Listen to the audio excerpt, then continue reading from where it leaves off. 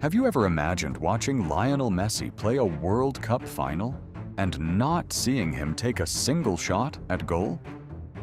No goals, no assists, not even one shot on target. For millions of football fans around the world, it was one of the biggest surprises of the 2026 FIFA World Cup. The same Lionel Messi, who inspired Argentina throughout the tournament, suddenly looked like a different player in the biggest game of them all. So, what really happened? Was Messi having a bad game? Or did Spain simply produce one of the greatest defensive performances ever seen in a World Cup final? Let's break it all down. Before the final, Messi's tournament had been another reminder of why many still consider him the greatest footballer of all time. Even at this stage of his career, he remained Argentina's leader. He wasn't just scoring goals, he was controlling matches, creating chances, slowing the game down when needed, speeding it up with one magical pass. Every time Argentina needed inspiration, Messi found a way. Throughout the knockout rounds, Argentina showed experience, composure, and patience. They defended together. They attacked together. And whenever things became difficult, Messi's intelligence made the difference. Step by step, Argentina reached another World Cup final. One more victory, and Messi would become the first captain to lift 2 FIFA World Cups for Argentina. History was waiting. But standing in front of him was a Spain team playing some incredible football. Spain didn't just arrive in the final because of talent. They arrived with a clear tactical identity.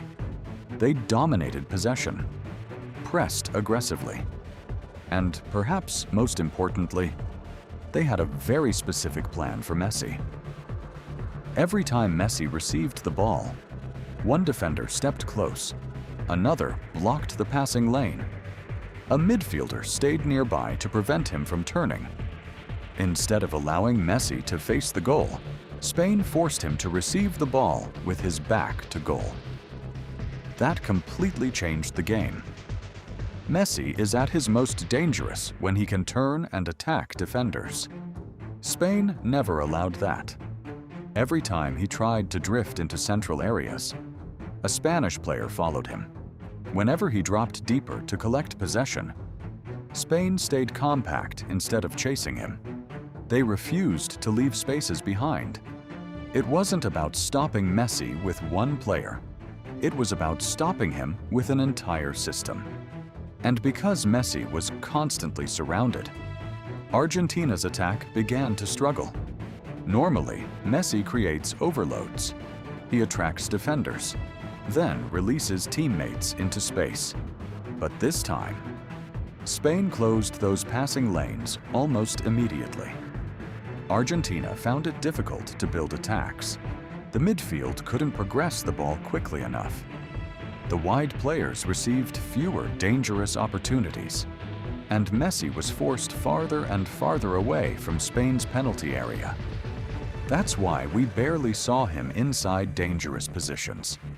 Not because he stopped trying, but because Spain made those positions almost impossible to reach. Another important factor was Argentina's lack of rhythm. When Messi receives the ball early, with runners making movements around him, he's almost impossible to stop. But Spain disrupted that rhythm from the very beginning. Whenever Argentina tried to build attacks, Spain pressed intelligently. Whenever Messi looked for quick combinations, Spain intercepted passing lanes. Whenever Argentina tried to increase the tempo, Spain slowed the game down. Little by little, Argentina became frustrated. And when frustration enters a football match, mistakes begin to happen. Does this mean Messi played badly? Not necessarily. Sometimes football isn't only about individual quality. Sometimes it's about the opponent executing their game plan perfectly. Even the greatest players in history have had matches where they couldn't influence the game. We've seen it happen to Cristiano Ronaldo. We've seen it happen to Zidane. We've seen it happen to Ronaldo Nazario. And now, we've seen it happen to Lionel Messi. Football is still a team sport. No player, regardless of how great they are, can overcome an entire tactical system alone. Spain deserve enormous credit. Their defensive organization was exceptional. They remained disciplined for the full 90 minutes. They didn't panic. They didn't lose their shape. They respected Messi enough to never leave him alone. But they also trusted their collective defending instead of relying on one individual. That balance is what won them the World Cup. For Messi, it wasn't the ending he dreamed of. He entered the final carrying the hopes of an entire nation. He was one victory away from adding another incredible chapter to the greatest football story ever told. Instead, he walked away disappointed. But does one difficult final erase everything he has achieved? Absolutely not.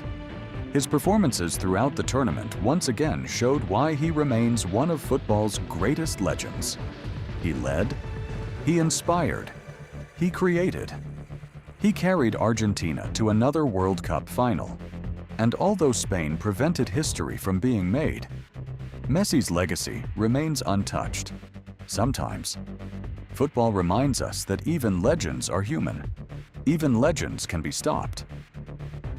And on this night, Spain produced the perfect plan. The question now is for you. Was this Spain's tactical masterclass? Or did Argentina rely too heavily on Lionel Messi? Let us know your thoughts in the comments. If you enjoyed this analysis, don't forget to like the video, subscribe to the channel, and turn on notifications for more World Cup stories and football analysis. Thanks for watching, and we'll see you in the next one.